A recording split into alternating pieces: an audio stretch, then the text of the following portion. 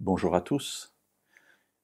Il vous est déjà certainement arrivé ce qui est arrivé à Saül, le roi Saül.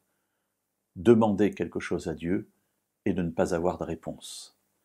Dans le premier livre de Samuel, au chapitre 28 et au verset 6, alors que Saül doit combattre les Philistins, une armée puissante, le texte nous dit qu'il consulta l'Éternel. Et l'Éternel ne lui répondit pas, ni par les songes, ni par l'Urim, ni par les prophètes.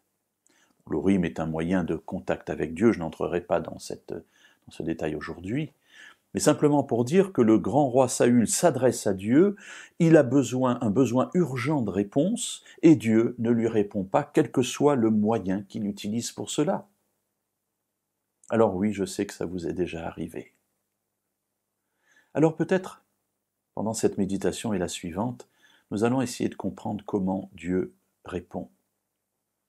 Un premier élément, c'est que lorsque je demande quelque chose à Dieu, il peut répondre tout de suite en me donnant ce que j'ai demandé. C'est la meilleure solution, celle que je comprends et interprète immédiatement. Parfois, il me donne ce que j'ai demandé, mais plus tard. C'est déjà plus compliqué parce que ce temps d'attente va être pour moi synonyme d'un temps de non-réponse de Dieu, alors qu'en fait la réponse est déjà en route, mais elle est retardée parce que c'est mieux ainsi. Une troisième réponse de Dieu, c'est que Dieu me donne ce dont j'ai besoin tout de suite, mais cela ne correspond pas à ce que j'ai demandé. Et oui, Dieu connaît l'intention de notre cœur.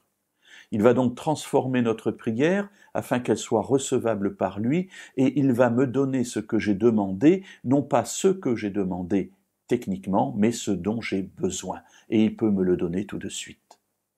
C'est plus compliqué aussi, à moi de comprendre l'intervention de Dieu dans ma vie.